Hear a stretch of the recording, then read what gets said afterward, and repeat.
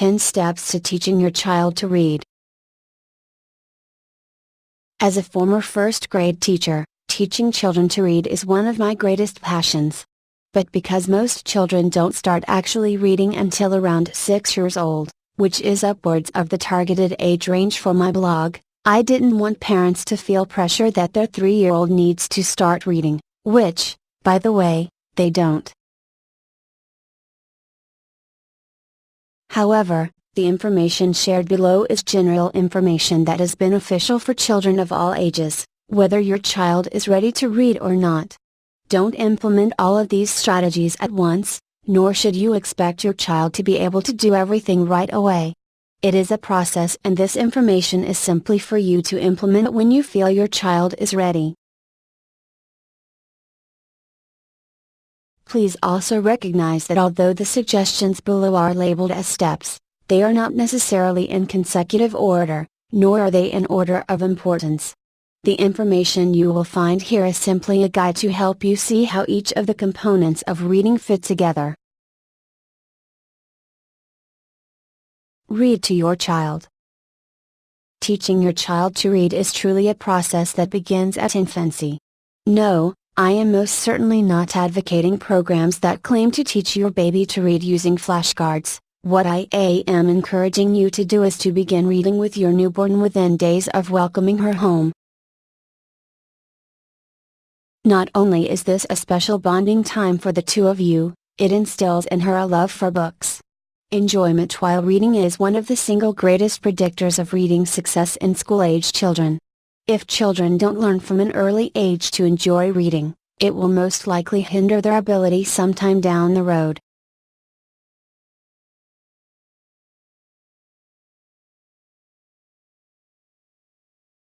How much you read to your child is completely up to you and your family, but aim to read at least 3-4 books a day, even while your child is very young. As she gets a little older and can sit for longer stretches of time, make it a family goal to read together for at least 20 minutes each day. Here are a few suggestions for the types of books to read to your child. But by all means, read whatever your child responds to and enjoys. Birth 1 year, lullabies, board books, with real pictures, cloth books, with various textures, songbooks 1 year 3 years, rhyming books, song books, short storyboard books 3 years 5 years, alphabet books, song books, picture books, rhyming books. Ask questions. Asking questions while reading to your child is not only great for encouraging your child to interact with the book, but it is also extremely effective in developing his ability to comprehend what he is reading. You see, if our main objective in reading is getting our child to sound out words, we have missed the boat entirely.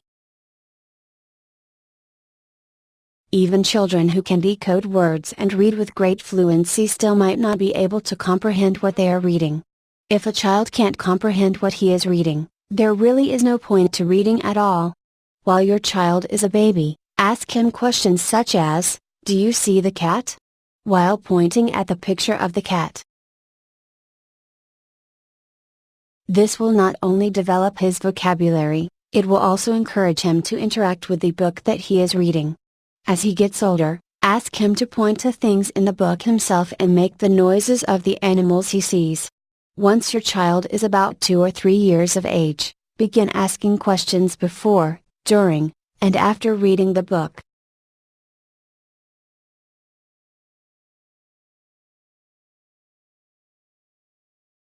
While reading, ask him what he thinks is going to happen or why he thinks a character made a particular choice, inferring.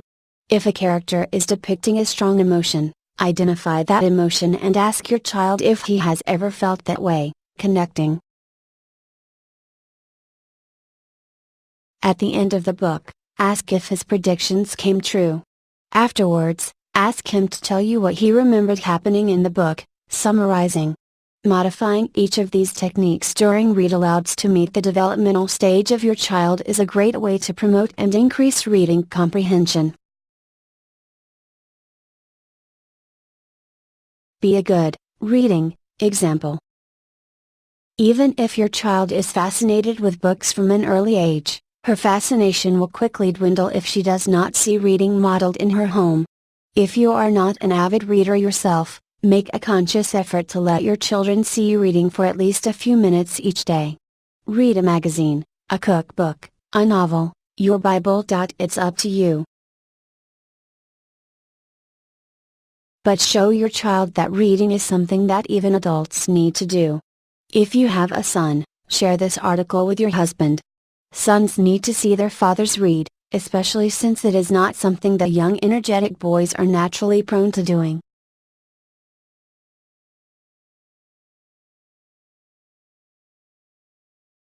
As parents, we can sometimes get wrapped up with what exactly our children should be doing to be successful. But we often forget that children often learn by example. Grab a book and take a load off.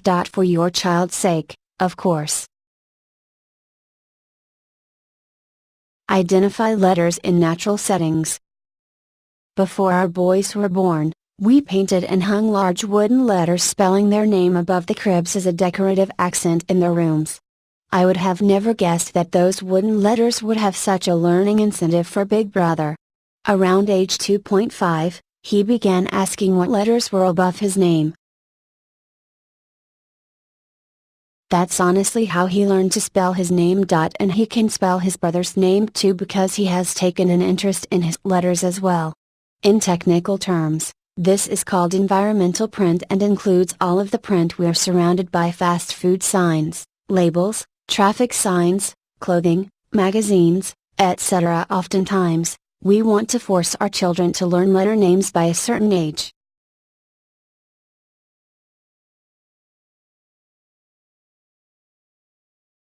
We buy flashcards or DVDs claiming to teach our children their letters. We drill our 2-year-old over and over for minutes on end. Don't buy into this. Allow your kid to be a kid and take advantage of the teachable moments as they come along. Children's minds are like sponges and are certainly capable of memorizing the alphabet from drilling, but that's not the most effective method that will produce the best long-term results. Your child will be curious about the print he sees around him and will ask questions. That's your chance to jump in with a practical application that actually has real meaning and significance to your child. Don't misunderstand me and think that I don't think learning the alphabet is important. It is certainly important. But the method in which we teach them is even more important. Always keep in mind that our ultimate goal is to foster a lifelong learner who loves to read, not a child who has simply memorized without any significance. Incorporate multiple domains of development. Children learn best when multiple senses or areas of development are included. That's why hands-on learning produces longer retention and more meaningful application. Once your child has shown an interest in letters and you have already begun to utilize natural settings for identifying those letters, begin implementing activities that incorporate as many senses as possible. Keep in mind that learning letter names isn't nearly as important as learning their sounds. There are a plethora of ways to incorporate multiple domains of development in regards to letter recognition and early reading skills. Alphabet crafts allow your child to learn the shape of a letter along with an association of the sound it makes, all the while utilizing fine motor skills in the process of cutting, gluing, and creating. Playing games that involve gross motor skills, like tossing bin bags on the appropriate letter, are also wonderful ways to include movement. Of course, every child loves songs and rhymes. Take an inventory of your child's strengths and areas of interest and target activities to fit them.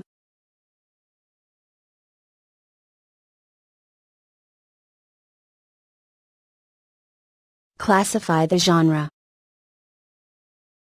Once your child is around 5 and can recognize the difference between real and make-believe, I would suggest starting to help your child understand various genres of books during your reading time together.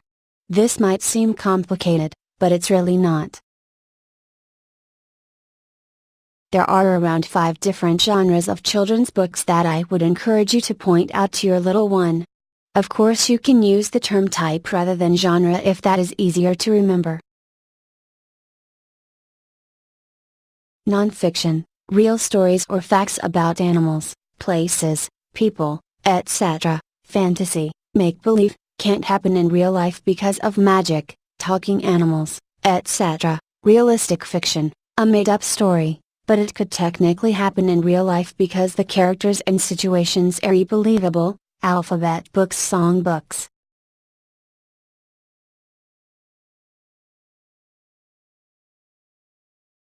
When children classify a book into a certain genre, they have to first summarize the book in their head and recall details. Then they have to use that information to decide which type of genre that particular book fits into. Finally, your child will be recalling details from other books in the same genre, making connections between the two. This simple activity that might take 5-10 seconds of your time after reading a book, but it certainly packs a punch of thought and processing in that young brain.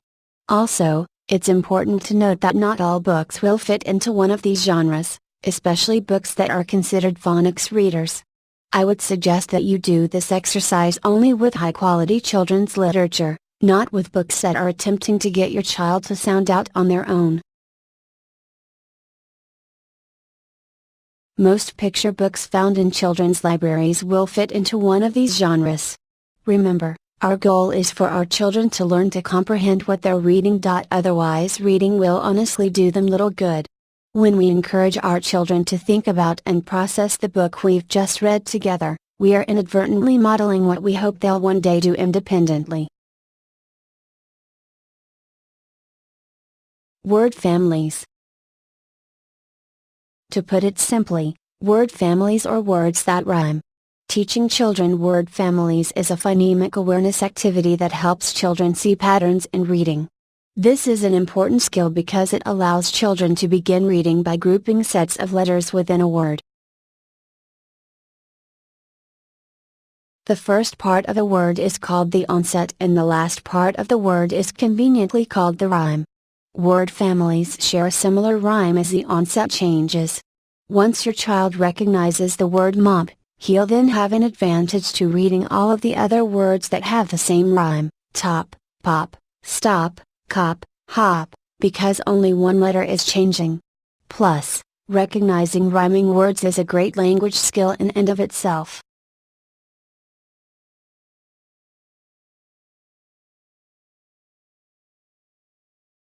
Phonemic awareness and phonics. Phonemes are the smallest sounds in the English language. These sounds are made up of consonants, short vowels, long vowels, and digraphs. Phonemic awareness consists of learning those sounds and how to manipulate them within a word. Digraphs are unique sounds comprised of individual letters like /th/, /sh/, /ch/, etc. Phonics includes learning how to spell those sounds and the various rules that the English language follows. Phonics is an important component of reading, spelling, but it should never be the main focus. Again, we are looking to balance our literacy program with reading comprehension as the end result. Learning the rules of phonics is simply a tool that helps a child learn to decode and spell.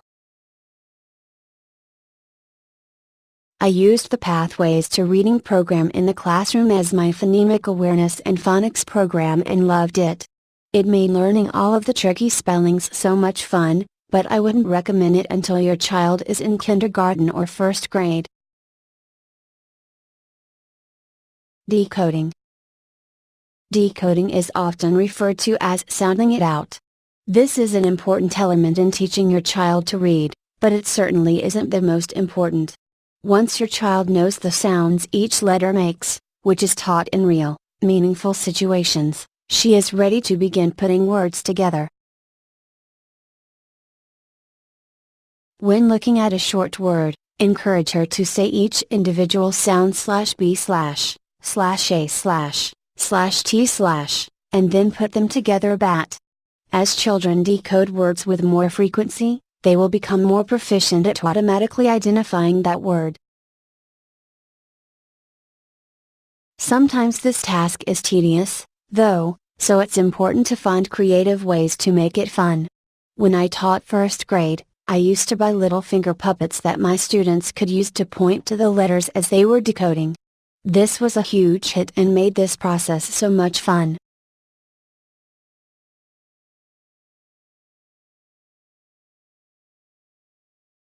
Sight words. Sight words, also known as high-frequency words, are the most common words in our written language are often difficult to decode phonetically because they don't follow the rules of phonics. Because of this, they must be memorized. As I've shared with you before, I am not an advocate of rote memorization for optimal learning because I feel it only utilizes the lowest level of cognitive processes. However, sight words must be memorized in order for your child to become a fluent reader.